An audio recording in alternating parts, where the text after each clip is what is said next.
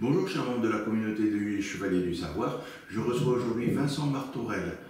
Vous allez bien Vincent? Eh bien, merci Michael, ça va bien. Je suis ravi d'être invité sur cette chaîne où je suis venu, vous m'avez gentiment invité.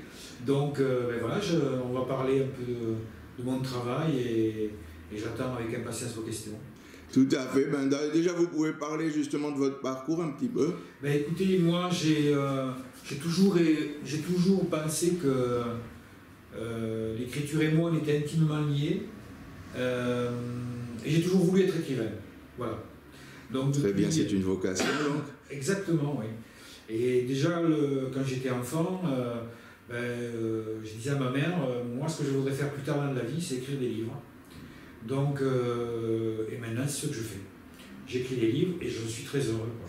Un rêve réalisé, c'est très bien. Voilà, exactement, un rêve de vie, quoi.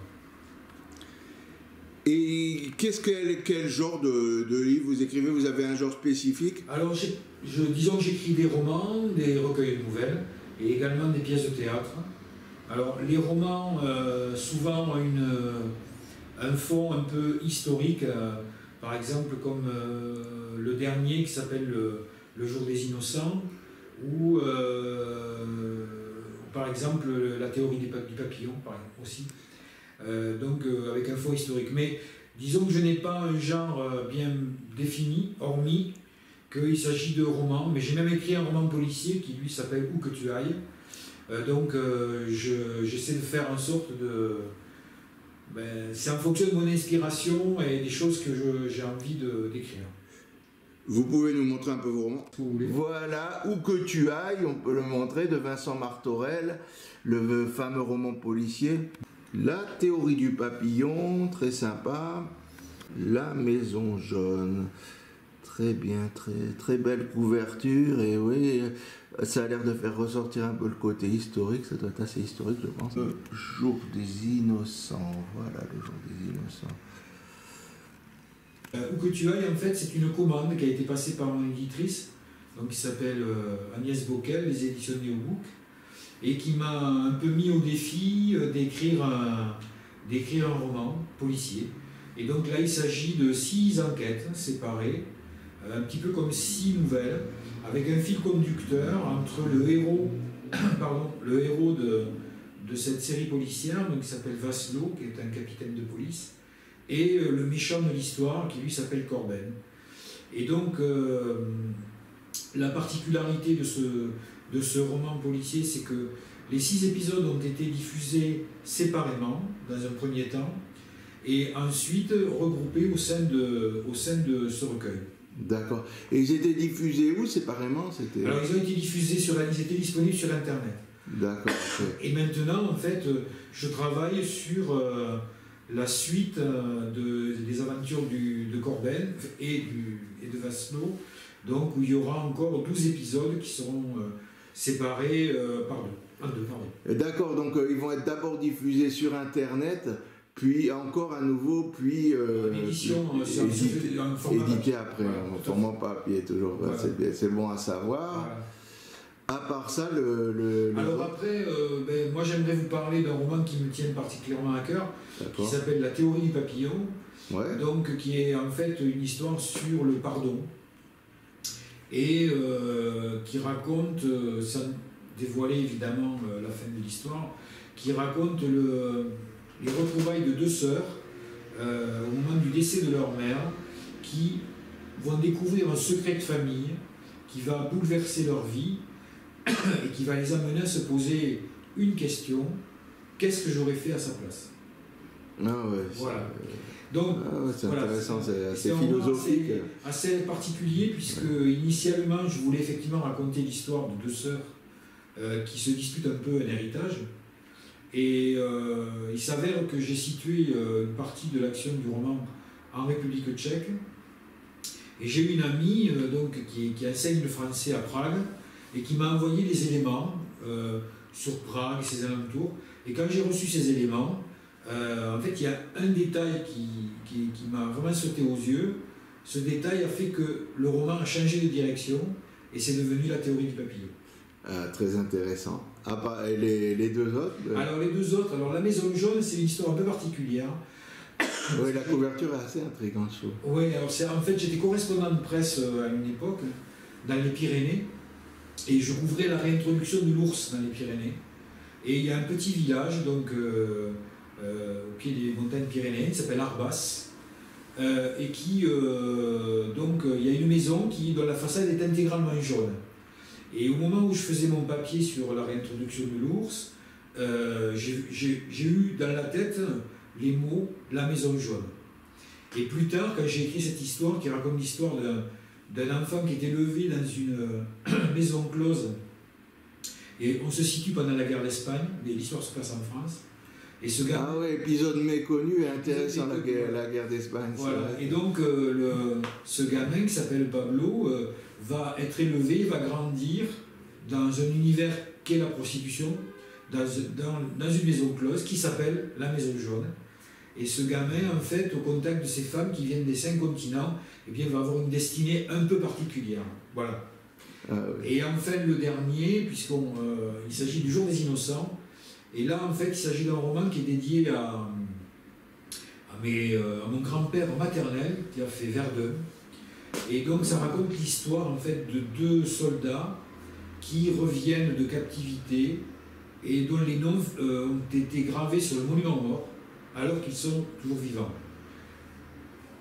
Et vous vous êtes servi de certains souvenirs de votre grand-père, peut-être, à Verdun, et vous a raconté des choses. J'ai effectivement des éléments concernant la période de la vie de mon grand-père. Et lui, vous n'en avez pas tellement parlé? Pardon? Il vous en avait pas tellement parlé? Moi, malheureusement, je ne l'ai pas connu. Ah, ok. Donc, en fait, les éléments que j'ai eus, je les ai eus par ma mère. Ces 2 soldats qui rentrent au moment où on inaugure le monument aux morts, arrivent le jour des 16 innocents. Il s'agit du 28 décembre 1919. Et leur retour va provoquer un véritable raz-de-marée au sein de ce petit village. C'est pour ça que le roman s'appelle Le Jour des Innocents. Ah oui, c'est très bien que je vois le fond, on voit tout de suite le fond historique. C'est très intéressant. Moi-même, j'ai eu une licence d'histoire et je suis guide historique. Et guide historique en auto-entrepreneur. D'accord. Et après, vous pensez pouvoir peut-être faire autre chose.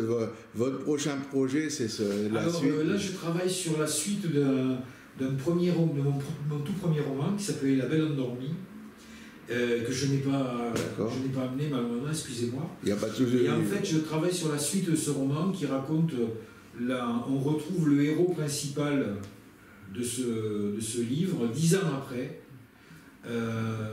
lors d'un voyage à Rome, et ce roman s'appellera L'adieu aux larmes. D'accord, ouais. Voilà. Après, j'ai des projets de pièces de théâtre. Ouais, des pièces de théâtre aussi. Vous avez fait des pièces de théâtre déjà, donc c'est intéressant aussi. Tout à fait, oui. Et d'ailleurs, à ce sujet, il y a une petite anecdote. La première fois où j'ai vu une de mes pièces jouer, qui était une comédie, qui s'appelle Ce cher Robert, ça m'a fait tout drôle, en fait, de voir sur scène les personnages que j'avais créés et qui, tout d'un coup, s'animaient, j'entendais mes répliques, la réaction de la salle. En fait, c'était un moment très, très fort et très émouvant. Ah oui, on imagine, ouais, c'est vrai que... Et après, vous pouvez peut-être... Est-ce que c'est possible que vous alliez dans des choses encore complètement différentes? Je pense à des histoires sur la magie ou le fantastique ou la SF, ça vous intéresserait? Je suis un lecteur fervent de science-fiction et d'heroic fantasy, mais pour le moment, pour être tout à fait franc avec vous, j'ai suffisamment de projets en cours. Ouais, j'imagine. Mais peut-être qu'un jour, effectivement, je me lancerai, qui sait, dans une saga de ce type-là. Oui, donc vous n'y êtes pas opposé. D'ailleurs, l'heroic fantasy, c'est pas mal. C'est souvent, c'est pour le côté historique aussi, c'est souvent repris du Moyen-Âge. En fait, pour répondre à votre question sur l'inspiration, c'est-à-dire comment je m'inspire en fait de certaines. Comment me viennent les idées, en fait, il y a 2 choses. La première, ça peut être une rencontre, ça peut être un article de presse, une chanson, etc. Et après effectivement, ça peut être aussi quelqu'un qui me motive et qui me sert, qui est là un peu comme une muse et qui m'aide dans mon travail à me guider, enfin pas à me guider, mais enfin en tout cas à me soutenir et à m'aider dans mon travail, d'écrivain. Et elle se reconnaîtra, je lui fais un petit coup de main. Vous êtes présent sur les réseaux sociaux? Alors, je suis à la fois présent sur les réseaux sociaux et dans toutes les bonnes librairies. Donc, on peut me trouver partout si on le souhaite. Donc, les bonnes librairies, c'est-à-dire qu'on peut commander vos romans. Voilà, tout à fait, absolument. Et pour vous, quel serait votre meilleur livre? Celui qui me reste à écrire et que je n'ai pas encore écrit. D'accord, très bien. Ben, on est impatient de le lire et on espère qu'il viendra bientôt. Merci en tout cas de m'avoir reçu et ça a été un plaisir de répondre à vos questions. Merci beaucoup, c'est très gentil, Vincent Martorell.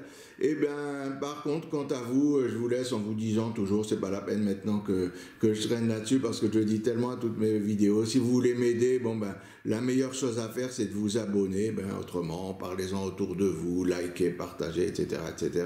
Allez, à bientôt pour une prochaine vidéo. Ciao, ciao.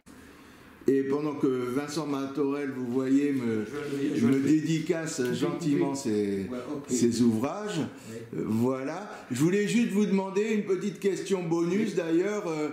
Comment ça se passe avec les salons actuellement? C'est difficile. Comme beaucoup de professions, on traverse pas mal de difficultés. Effectivement, la majorité des salons et des signatures en librairie ont été annulés, déjà d'une part, et d'autre part, j'avais un nouveau roman qui devait sortir, donc, qui s'appelle Les routes de l'exil, dont la sortie a été retardée, et on verra bien, mais bon, faut pas perdre espoir, hein. Faut continuer, faut continuer malheureusement, ouais.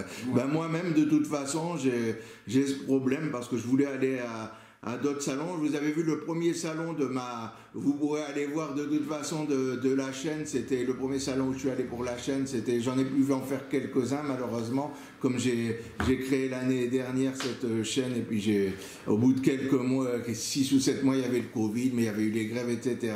C'était le salon de Lagny-sur-Marne, je devais y retourner, et puis comme beaucoup de salons où je devais aller, même de fêtes médiévales où j'avais prévu d'aller, c'est annulé, mais bon, comme vous dites Vincent, on reste sur cette note positive, ne perdons pas espoir. Exactement. Allez, au revoir. Merci. À bientôt, merci. Ciao.